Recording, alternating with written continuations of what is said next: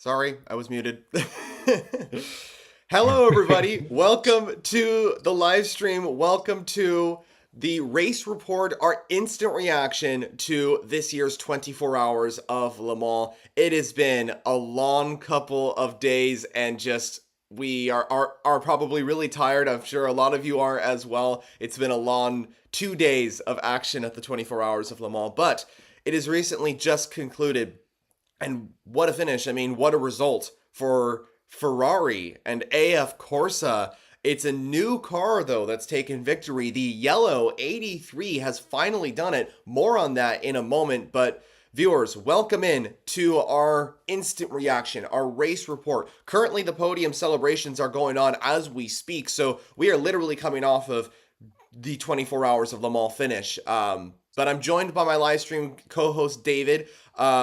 David, we've had a long night. We've had a long morning. You've been streaming. I've been streaming. It's been a very, very long race, but it's officially over. The 24 hours of Le Mans in 2025 is complete.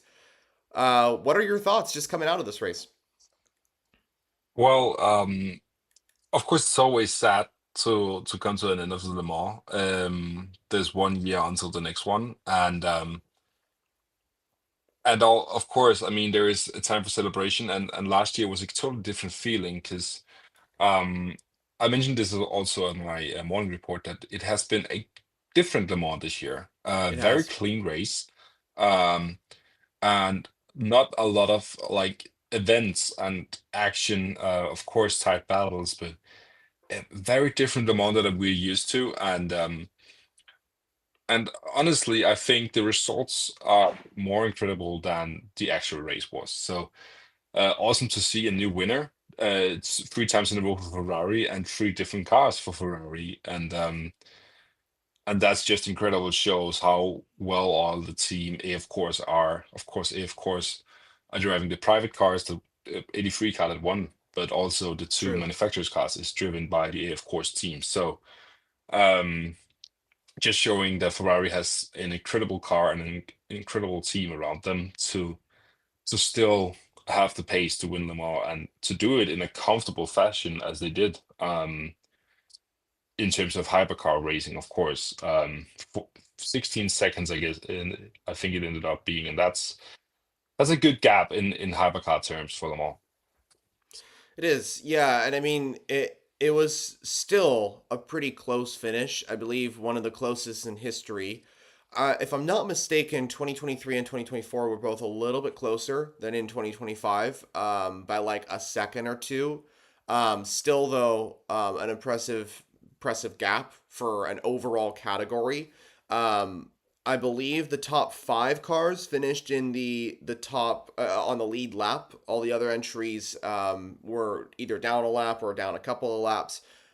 We'll go into that a little bit later, but yeah, I mean, if Ferrari were to win Le Mans, like heading into this race, the car that I would want them to win with was the number 83 car because it's different. You know, it's a different car. It's not the entry that typically is the factory car. You know, it's the privateer entry. It's the customer car. It's not the main entry, so to speak, for Ferrari. So this is this is still a very impressive result, and I think that we have to look at the drivers here that won Le Mans.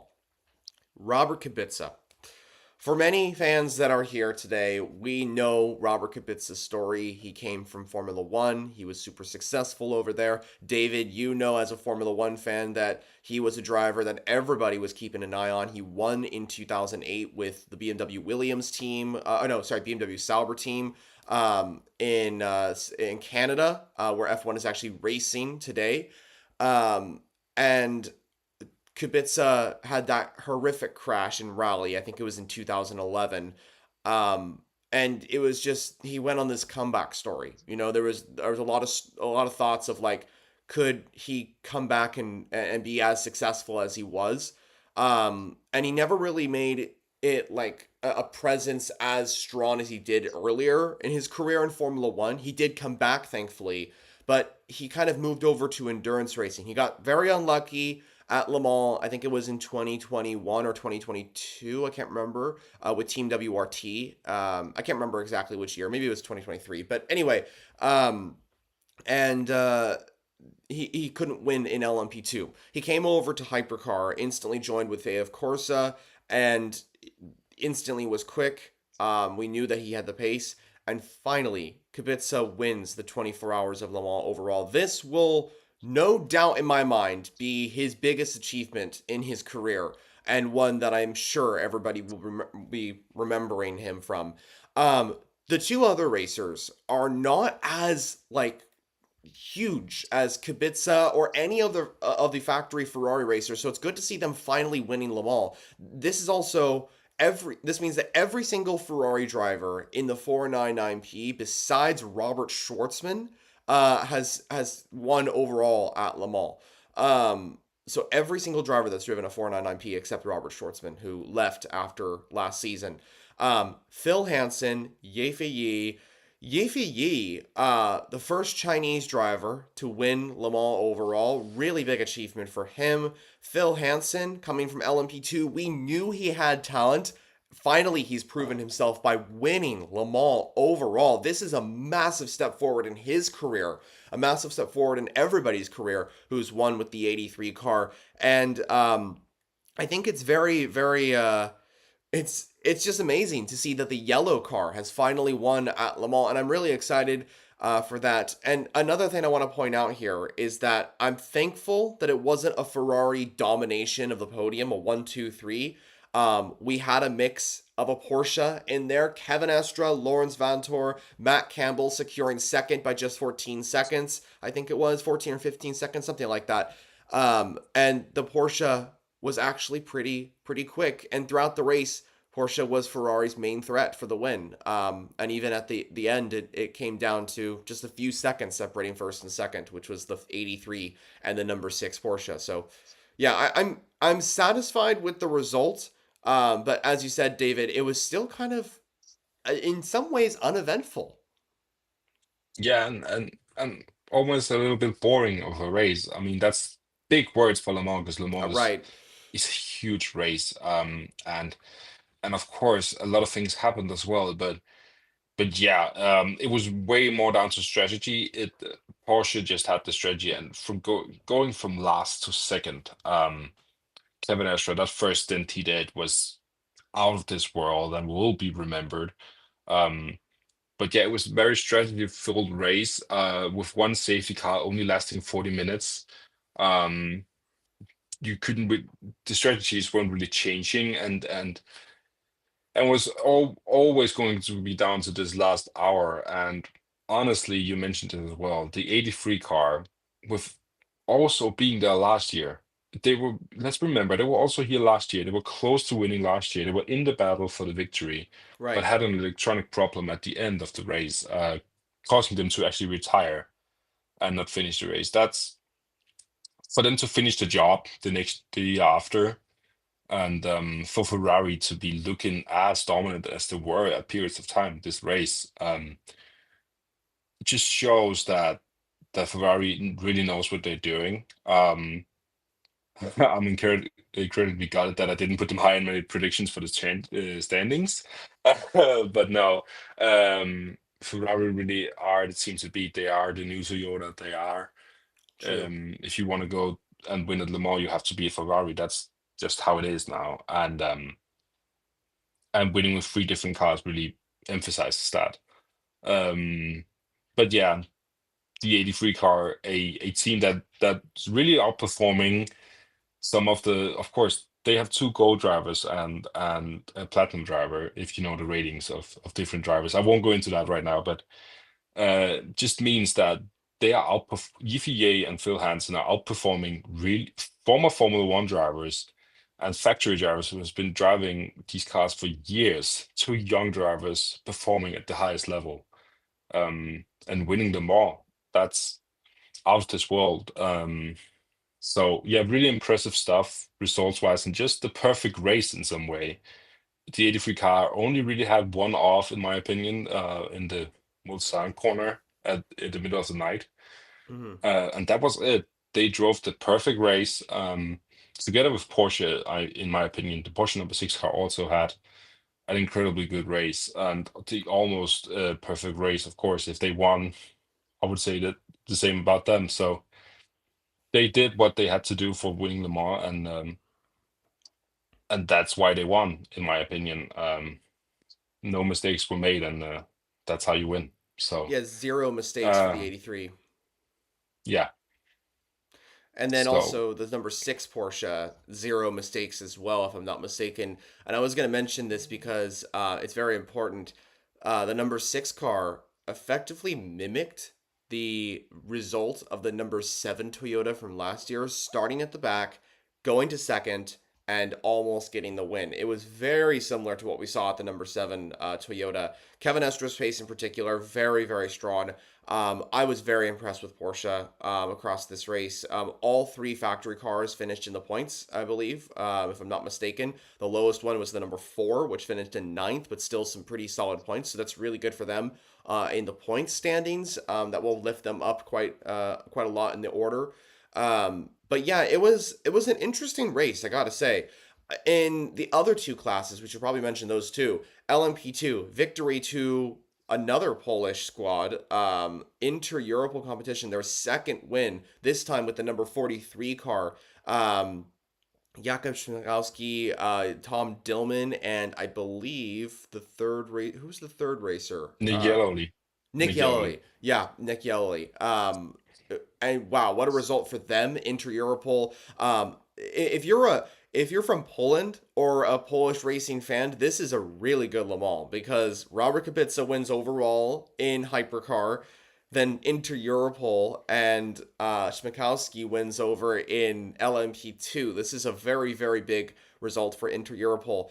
And then in LMGT3, wow, I did not expect this, but hey, I mean, this has been a pretty impressive result. Yet again, Porsche wins LMGT3. It's the number 92 Manthey first foreman Ryan Hardwick, Ricardo Pera, and Ricard Leitz. Leitz and Pera and Hardwick all performed very, very well. Very, very consistent race from them. No mistakes, from my understanding. They did get lucky, I would say, from the issues for the 46 BMW. That car was looking very, very strong throughout this race. Um, and the 92 had competition as well, mainly in the early stages.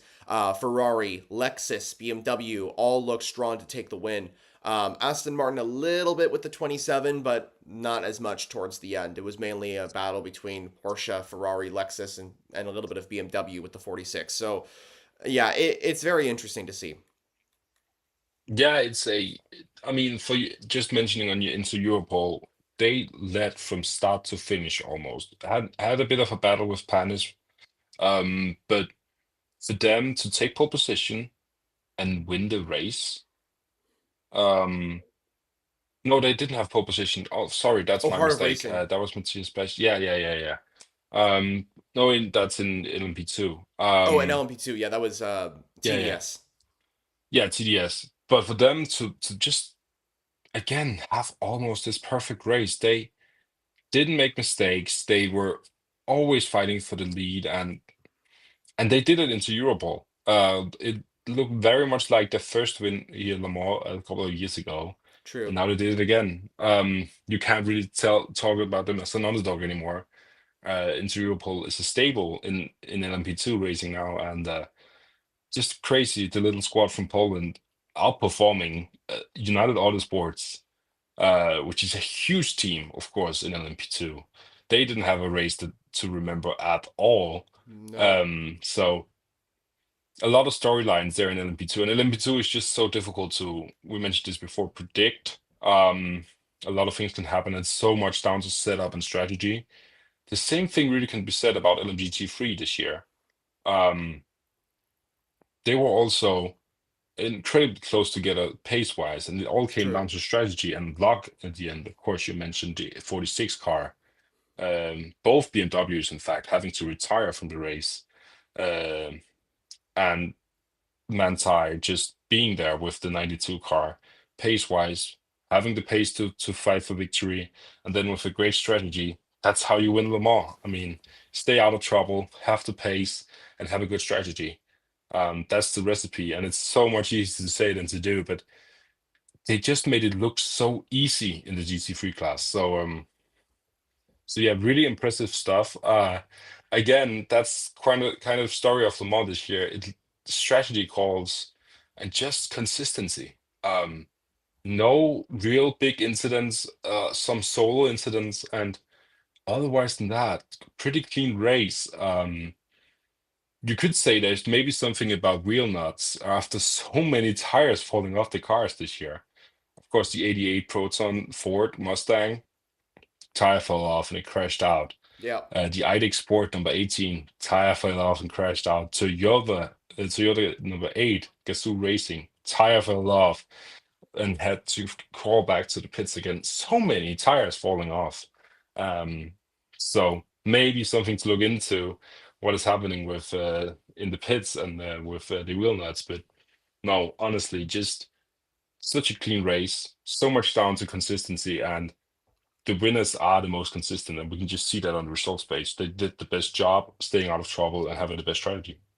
Yeah, you're 100% right, and it is really a clean race. Very very unexpected from Le Mans, to be honest. I was expecting a little bit more chaos, but this is actually a really good thing. For fans like us, it's kind of like there's not a lot of action in general in terms of like big crashes or lots of safety cars, weather, but everything, all the cards kind of fell into one place, and the consistency was really really strong from everybody today, or and yesterday as well.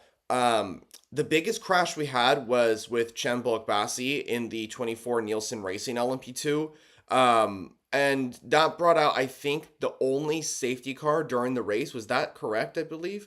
And Yeah, yeah, it did for 40 minutes only as well. Really yeah, short safety car period. and the only one that is just, I mean, we've had yellow flags, we've had slow zones across the event, but the only safety car was during that point, which was just kind of speaks of the consistency of everybody in terms of retirements. Unusually low amount an unusual low amount of retirements. I'm very very surprised, to be honest. In hypercar, just two cars retired from the race. 18 finished. That's a record, I believe, for the hypercar class. Both of those entries were Cadillacs. The 101, Wayne Taylor Racing, had an engine failure. And that was game over, basically, for them, unfortunately. But remember, first ever Le Mans for Wayne Taylor Racing. I'm hoping that they come back stronger next year. If they return to the grid, that would be a really good thing. The second car was the Whelen injury, which encountered a lot of issues throughout this race, in the later stages, which was really unfortunate, but eventually retired. And the 93 car also had issues. Also, I want to point out, both Valkyries finished the race. Both Aston Martins finished the race. I believe, let me just check real quickly just to make sure. The 009 finished in 13th, and the 007 finished in 15th. So, top 15 result for both Valkyries. Very, very strong run from Aston Martin in Hypercar and the Heart of Racing. Very, very happy with that.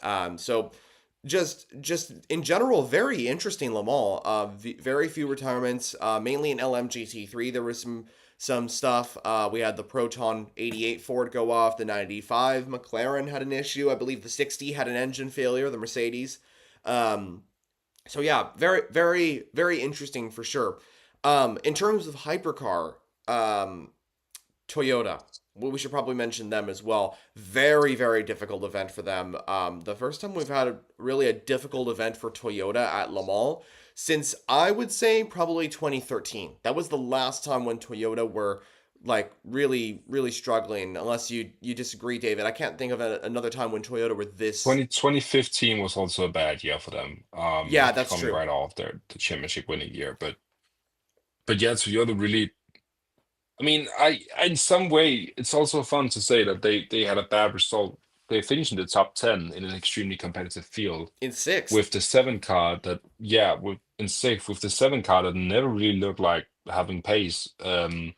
Looking back at it, it had a huge injury to the left side of the car, which must have done something to the pace of the car, but and to the dynamics of the car. But yeah, even though we saw the eight car actually fighting for the lead of the race at some point Mm-hmm. in the morning hours, it was up there. doing a Toyota all of a sudden being in the fight, but just unlucky, a bit of unluck, and the wheel not coming off, and the puncture, and the car just breaking down, suspension breaking, just everything went against Toyota this year. They never really had the pace, and it was down to consistency and to Gazoo Racing being such a great team for them to finish in sixth place with the seven car, and for them actually to have a chance with the eight car at some point. So yeah, um, the Toyotas can be disappointed with this result.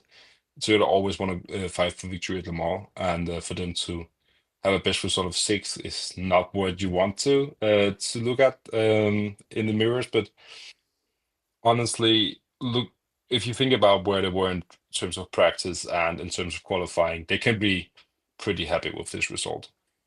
Yeah, for sure. I mean, it's still some points. It's still a good result. Sixth place for the number seven. The number eight had issues, which was unfortunate. That's not what they want. The seven being their best car was not the plan. So ultimately, not the greatest event for Toyota at Le Mans this year. I'm hoping they come back stronger in 2025. Hopefully, the BOP works better for them as well. Oh, sorry, in 2026. When hopefully the BOP works better for them as well. And then BMW had a very, very strong race overall. Ultimately, both cars encountering issues later on, from what I've heard. And it was not a good end to the race for BMW, but don't let the results deceive us. The two M Hybrid V8s had very strong pace. They were fighting for the podium throughout this event, fighting for a top five result, and it was a very, very strong race from BMW. I have to say, much better than last year. Even though the result is not what they wanted, it was a much better result, or it was a much better race for BMW. Okay, now Yeah, but quickly. BMW, I mean, you can see the pace from them. They set fastest laps and were close to the pace of the winning cars. They were fighting with them in terms of pace True. on lap pace. But something that I yeah, heard from my commentators watching the race on Danish television, they mentioned that instead of triple stinding, that which every big team did in hypercar for the start of the race, they only double stinded. They Hmm. took shorter time off the tires. They had a bit of a weird strategy call in general, making sure they was on the back foot already from the start of the race. So I think if WRT get their strategies together, they have now shown that the car pace is there for victories. They Hmm. just need to like complete the whole package of what it needs, what you need to do to win in endurance racing, and get a strategy down and get the consistency on the cars down. Because once again, reliability hit BMW and made sure that none of the cars actually had a points finish, even though they were looking to go on the podium for most of the race. You That know, can only be a disappointment from WRT. yeah, yeah, good point actually. And I was just gonna mention real quickly on the subject of BMW. David, I don't know if you remember last year at Daytona, at the Rolex 24 at Daytona. Um, this result for BMW is very similar to what we witnessed in 2024 at Daytona. And I'll just remind everybody here, BMW had a pretty competitive car at Daytona in IMSA. And then both cars encountered mechanical issues later on in the event and were taken out of a strong finishing results. This was very similar to what we saw here at Le Mans. Both cars very competitive. Similarities were very, very interesting. The correlation between 2024's Daytona event and the 2025 Le Mans event, where it's very interesting for BMW and Team WRT. Um, of course, Team WRT is not running the IMSA entries, but you get what I mean. So yeah, a difficult end to the race for BMW, but I'm hoping they come back stronger. Um, Really, really tough event for Alpine and Peugeot. Nowhere on pace. Peugeot was it was just a bad race for them. It was really, really difficult. The 93 encountered issues. Paul Di Resta thankfully saved the car. I think it ended up finishing the event, but it was done after that. The 94 was on an alternate strategy and trying to get in the mix here, but still, it just didn't have the pace to fight with the other entries. Alpine were they benefited off of the issues for the number eight Toyota and the BMWs. And we're able to get a point out of this. I think a 10th place finish. I don't think it's a point. I think it's a little bit more than a point. But they got 10th with the 35 car, but they really only benefited from that. Alpine were nowhere. Compared to Spa and Imola, this was a completely different event for Alpine. Remember, though, this is basically Alpine's first Le Mans with the A424. And I know that if you're probably saying, like, hold on, Jonah, Alpine actually did race in 2024. Yes, they did, but the problem was that they retired so early that they didn't gain experience throughout the event in the hypercar class. Their only experience in hypercar up until 2025 was with the A480, which was an LMP1 grandfathered car, which was a R13 Rebellion, basically. And that car wasn't really like, it doesn't really gain a lot of data for Alpine. So this was basically their first Le Mans. Besides the what they experienced in 2024 with the early retirement. So I think they're going to take this information, and they're going to put it in to a stronger result in 2026, now that they have two appearances at Le Mans with the A424 and one complete one as well. And I think we should probably mention as well that a lot of the pace and just the unfortunate results for a lot of the hypercar entries was also down to BOP. I mean, I can't hide it. Alpine were affected by the BOP. Peugeot were massively affected by the BOP, and that's part of the reason why they finished so low and were so uncompetitive was because of the balance of performance.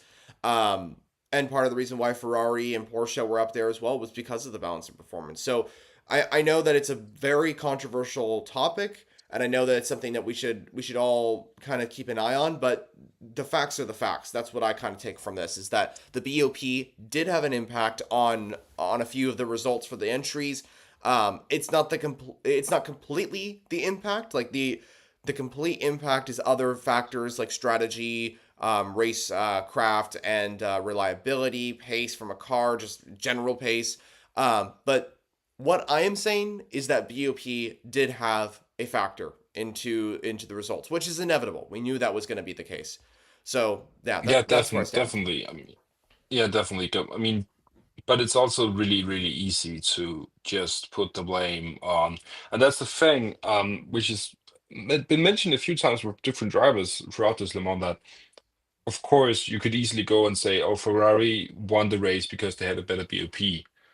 And that's the whole reason why. And you mentioned this as well. It's not the reason why, but Hmm. it's really easy to put the blame on a bad result or a team winning to be because of BOP, and that simply isn't the case.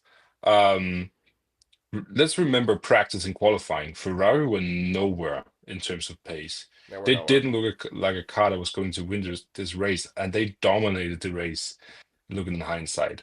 Porsche have not been anywhere in terms of race pace this year in WEC, and all of a sudden they come up to the mall and have a great pace.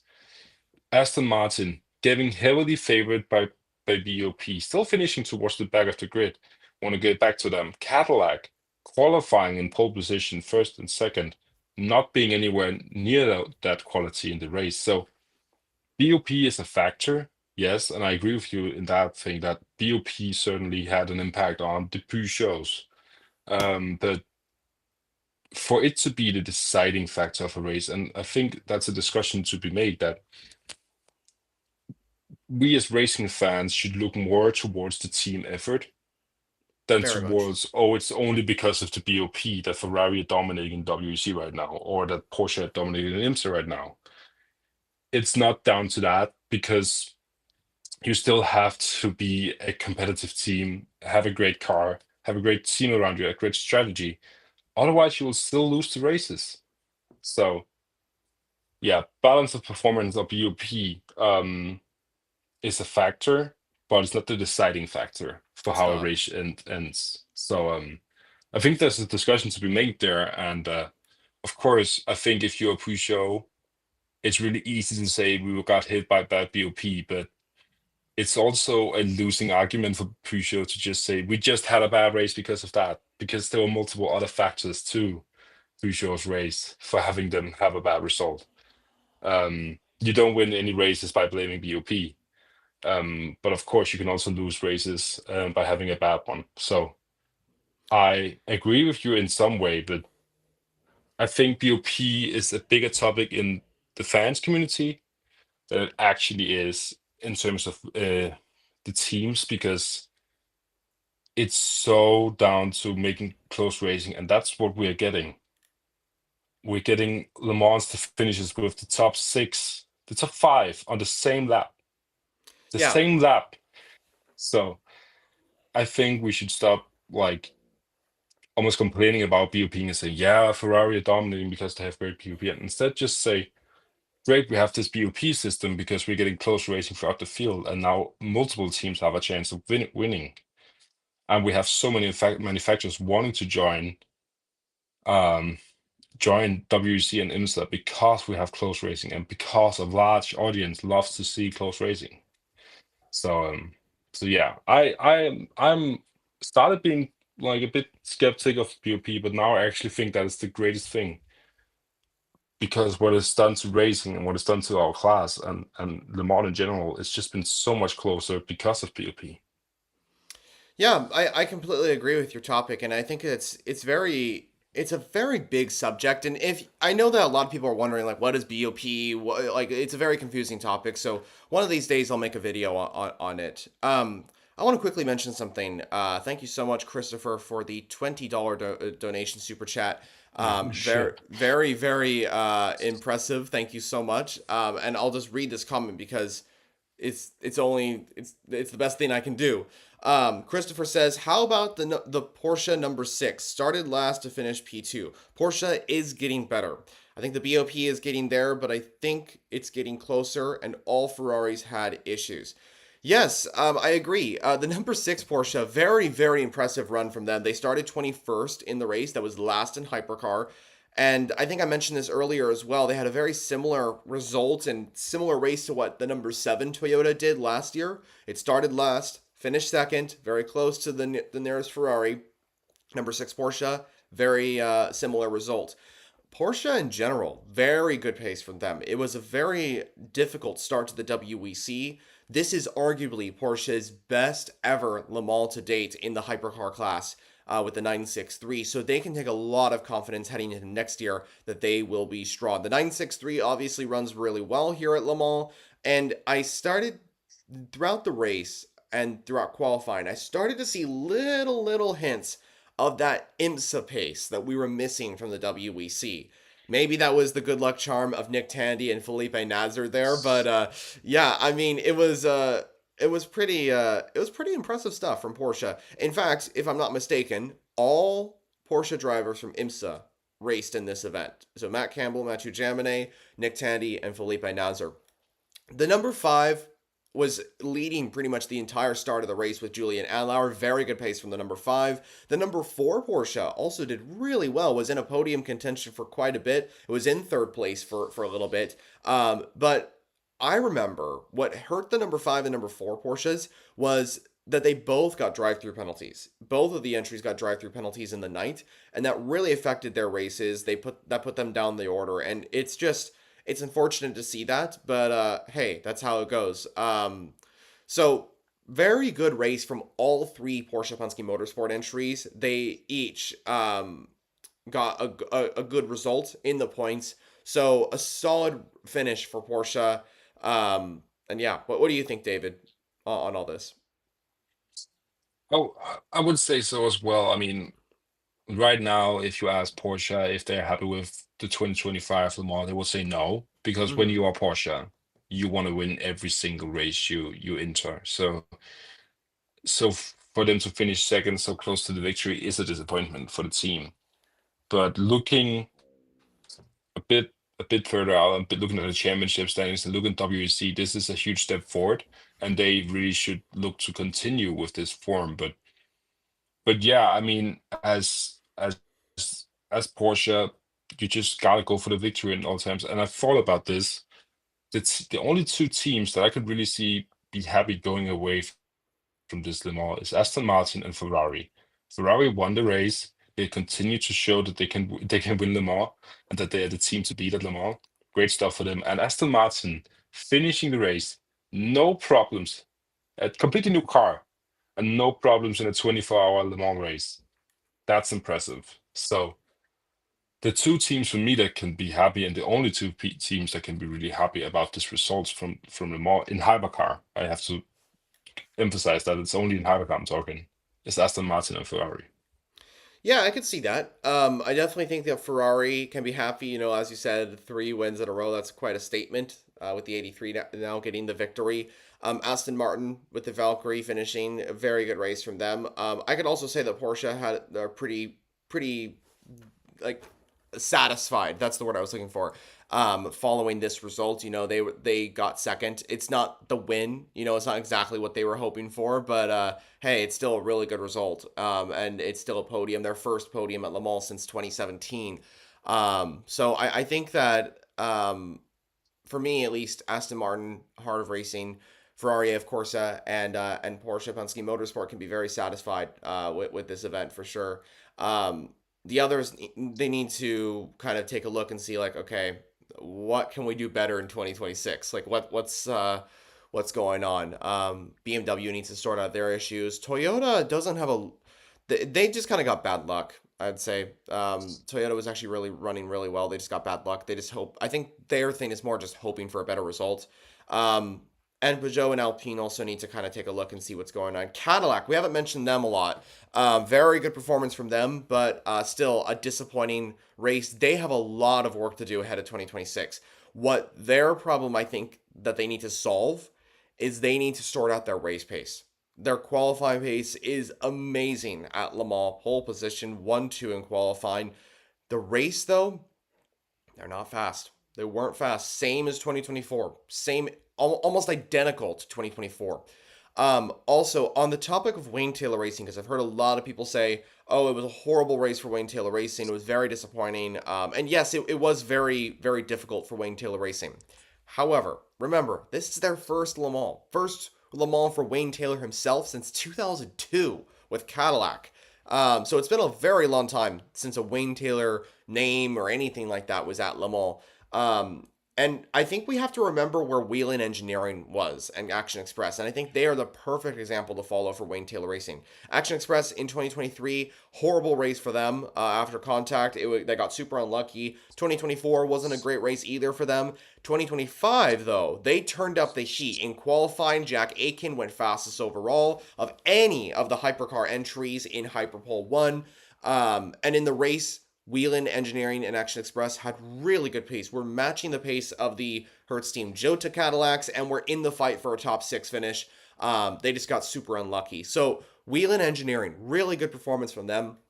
And I feel that Wayne Taylor Racing are following a very similar route. Action Express came from IMSA, they got used to Le Mans, and now they're performing well. Wayne Taylor Racing is in that middle stage. They came over from IMSA, they're doing Le Mans, they're figuring out that debut kind of stuff.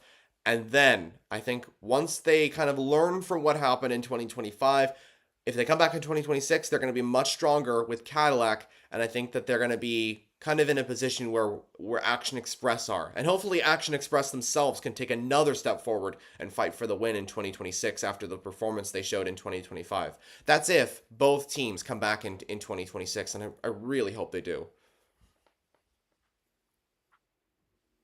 Yeah, I mean Cadillac. It's difficult to talk about Cadillac because for one, you could be happy that you had the pace to go for pole position and it went to starting grid and also an okay results in terms of points for Jota. They have not had an easy start to the season as well, but there's just so much more potential in that car, and they show so much more pace than what they get in terms of race results. So I don't know what there is with that Cadillac hypercar, and I don't know what is the problem with Cadillac and WEC, but they gotta sort it out because they can get a pole position, yeah, but there's no points for pole position. There's no points for being the fastest car out on track for one lap. No, there's So not. if Cadillac need wants what? Oh, Sorry. there might be a little bit of a delay. I wasn't saying anything. Yeah, okay, good. Well, I lost it. I lost Sorry. it. But yeah, Cadillac needs to sort out the race pace. Just echoing your words. It's all about just just getting down at race pace because you don't really get anything from having pole position and then just falling apart when the race starts. Yeah, I agree. I think it's really interesting to see kind of where Cadillac are at nowadays. In 2025 has not gone well for them at all in IMSA or the WEC. I mean, the highlight from 2025 at Le Mans is that they took pole. That was a really commanding performance from Alex Lynn and Hertz Team Jota. There's a lot to learn for 2026, but man, Cadillac, they have a lot of work to do, but they have some really good pace and really promising stuff from the V Series R entries. Quick mention here before we kind of move on and move into something else I wanted to mention. We have a comment from Treeline 4803 who says, "Hi Jonah, I've learned so much more about sports cars, WEC, and Le Mans style race cars. Your channel is excellent. Keep it up." Thank you so much. I really appreciate that, and David as well appreciates that. It's nice to see all of your support throughout Le Mans. We reached all-time highs, and maybe it wasn't the. Me and David were just talking about this right before we started going live here. Maybe Le Mans wasn't perfectly the eventful, action-packed thing that we were expecting. But hey, for us individually, the content has been very successful. I mean, we reached over 700,000 views total on live streaming, which is just I can't even fathom the words to kind of speak about that. So I'm just very thankful for the support and thank you so much. Yeah, yeah, echoing your words. I think, yeah, echoing your words. I mean, just an awesome race in terms of content and so many views and so many of you guys coming and being a part of the community and discussing things. I mean, that's what we made this channel for. I mean, that's what you made this channel for, Jonah, and that's why we started this community. It's because we want people to talk and get interested in endurance racing and to create a hub for people to talk about it. So so nice to see so many of you guys joining it now, and that's what we want to continue doing, and we're going to continue doing these kind of stuff. And for us to get this much attention around Le Mans is just what drives us to continue doing this and put in the work that it takes to do this. So so really thank you for the support. Yep, I completely agree. And yeah, it is just amazing. The support has been absolutely incredible.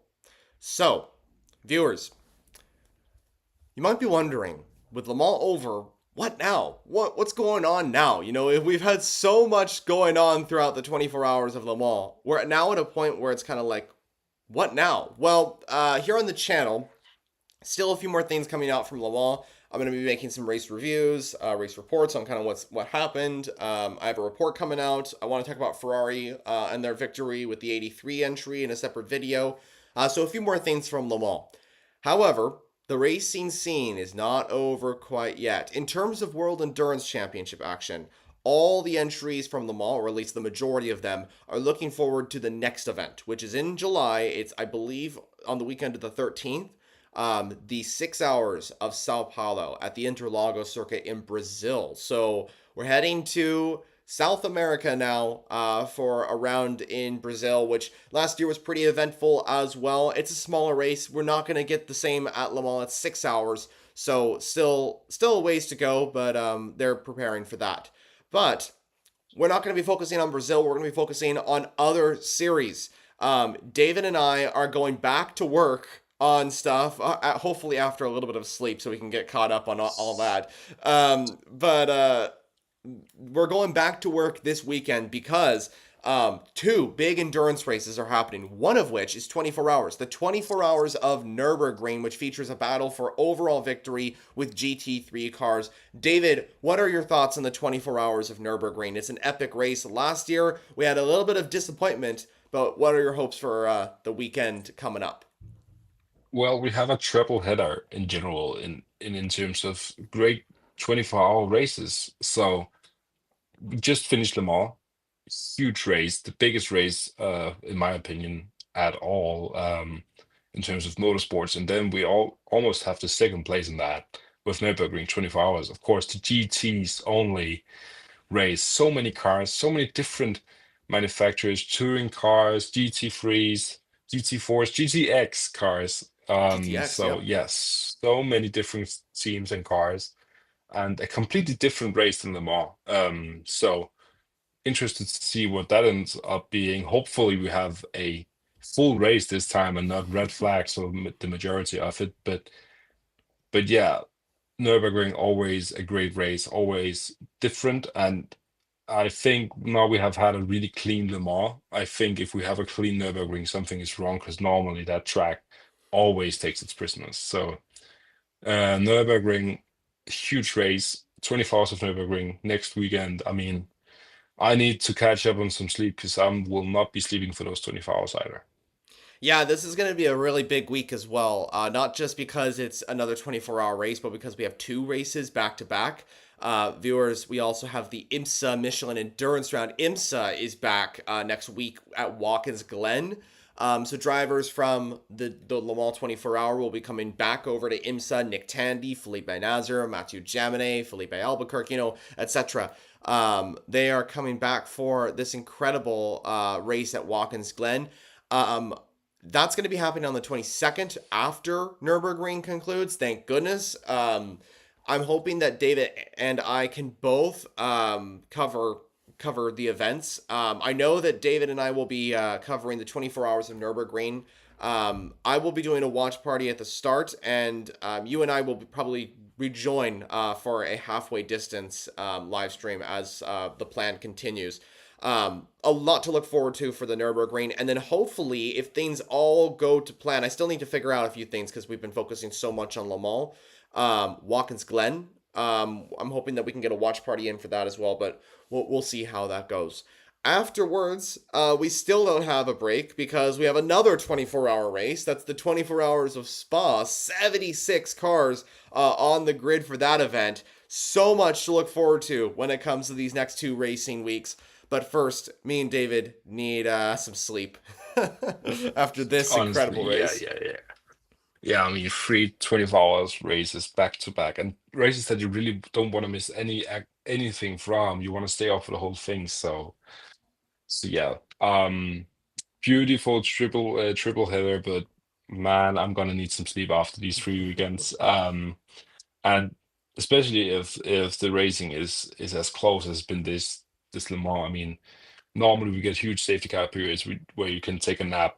We didn't have it this year. And if the next two races are gonna be like that, then I think even the hardcore endurance racing fans are gonna struggle to stay awake for all those hours. But yeah, looking forward to it. Looking forward to doing more content with you, Jonah, and looking forward to talking about a completely different series, completely different cars with the GT World Challenge, and of course also GTs at Nürburgring. So new type of racing and a lot of new cars to look at, and always exciting to see some different championships and different tracks with 24-hour races.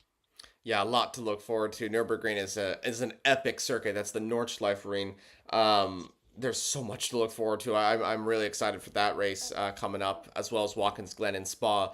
We had a comment coming in from Jaden who asks, "Has it finished?" If you're referring to the 24 hours of Le Mans, yes, it has. It has concluded. We know the results. We know how like where everyone stands. I think it finished about 30 to an hour ago, 30 minutes to an hour ago, if I'm not mistaken. So yes, I believe the grid is complete. The podium celebrations are complete. Le Mans is over. I can't believe I'm saying that. Le Mans is over in 2025. Crazy. We're waiting until 2026. It's been released that the 2026 24 hours of Le Mans, that's the 94th edition of Le Mans. The WEC confirmed that it will be on the 13th and 14th of June, so basically the exact same day. This year it was the 14th and 15th, but just one day early. Still Saturday and Sunday though, of course. But yeah, Le Mans can't come soon enough in 2026. I know I'm already saying that after just 30 minutes following the last Le Mans, but already looking to 2026 and already gonna start planning for 2026. And what we got planned. So yeah, really, really excited for that one. But David, did you have any final thoughts before we kind of make a we stopped this stream because I know that it would be good to take a break from live streaming. We've been doing like live streams consistently since the 24 hours of Le Mans started, even before that, actually. Yeah, I mean, Jonah, this has been, I mean, with Le Mans finishing now, and that's always emotional and always sad to see it. This is also a bit different, and we had for ending this streaming and content creating for Le Mans. Of course, this video coming out, but we've been streaming for so much of this race. And you guys have just been following it and loving it and keeping up with it, and that's that's amazing to see that you actually still want to listen to us even though it's the middle of the night and we are tired. And I mean, I did that morning report stream and I can't remember what I said. So just just so awesome to see you guys following and keep on commentating and commenting and keep on listening to us commentate the races. That's awesome. And we want to keep on doing it, and it's your support that makes us want to keep on doing it. So yeah, I echo your words, Jonah. Looking forward to 2026, new car, and with the Genesis joining the grid, the year after, even more cars, and I can't wait. Close racing. Hopefully, we'll see a new winner. I mean, the Ferraris have no more new cars to win with, so we'll have to see a new winner if we want to see a new car. So looking forward to it, and looking forward to way more content with you, Jonah, and you guys in the comments.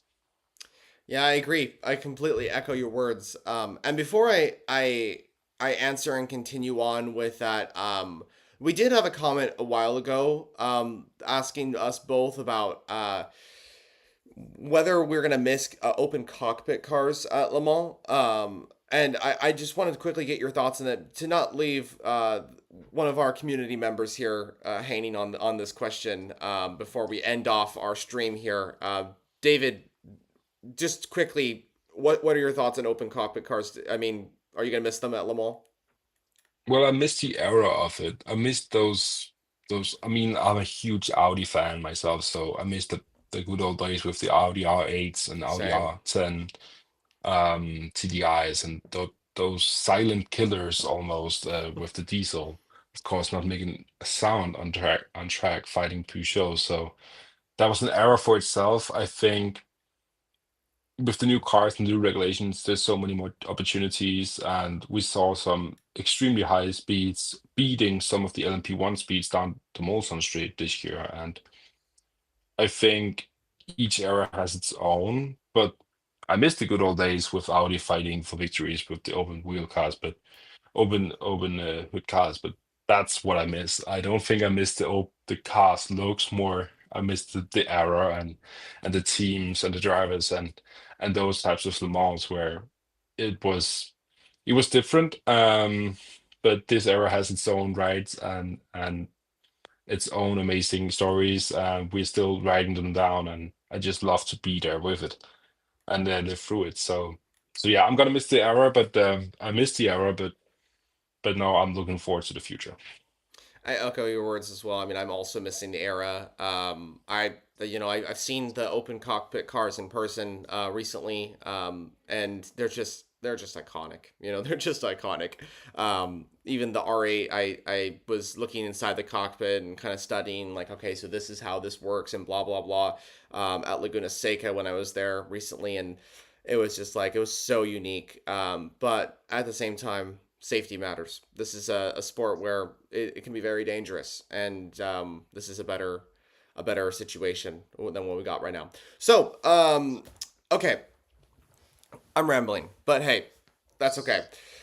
The 24 hours of Le Mans is complete. In case any of you missed it, the number 83 Ferrari is the winner. So Ferrari wins again, 3 days in a row. Also, thank you again to Christopher for another $5 super chat. Thank you so much. And they say we are on the new age of Group C from back in the day. What manufacturer do you want in hypercar? Well, I'll just quickly answer this. Mercedes. I want Mercedes back in hypercar or in the top class at Le Mans. I don't know if David. What do you think? I mean, I just mentioned I'm a huge Audi fan, and if Audi didn't wasn't going to join Formula One, I'm so gutted that they turned down the project of an LMDH car. to go into Formula One instead. So yeah, I want Audi to join again. I want Audi v Porsche again, and I want them to start winning Le Mans again. That's my dream, but probably won't happen. But Mercedes, a good choice as well. I think that's more likely than Audi. We'll see how it goes. When considering the rumors, Mercedes looks like they might be doing it, but another topic for another time. Viewers, thank you so much for all the support across this weekend of racing. Get some sleep. Just chill because it's been a very long time. David, I hope you do the same because I know that we've been up for a very long time. The Le Mans 24 hour is over in 2025. It was a very exciting race, of course. Ferrari winning once again, but even though we still got a different car. The 83, Robert Kubica, Yiafi, and Phil Hansen winning Le Mans for the very first time overall. Congrats to them. Congrats to the LMP2 winners. Congrats to LMGT3 winners from Porsche and from Inter-Europol competition in LMP2. We will see you in just a little bit this coming weekend for the 24 hours of Nürburgring. So much to look forward to for that event. From the live streaming stuff, though, that's it. We're done from Le Mans. We're going to be back at Le Mans doing live streaming in 2026. That's what the plan is, at least. But for now, we're focused on what's coming up next. The 24 hours of Nürburgring, the 6 hours of Watkins Glen, or the Salen's 6 hours of the Glen. But again, thank you all so much for your support. David, thank you so much for joining me for this watch party. Even though we've had limited amount of sleep, it was still great to have you here. Great to be with you throughout Great this to be here. this watch party, throughout this time. To be an endurance fan, it truly is a wonderful time. In 2026, we have so much to look forward to. The arrival of Genesis, the arrival of a new Lexus car. Just so much to look forward to for sure. Okay, that's it from us. What an amazing time. And we will see you all later on in the week, or later on next week, for the 24 hours of Nürburgring, another 24-hour race, and the middle of this triple header of 24-hour races in 2025. I'm Jonah, that's David, and we will see you all later on. Have a great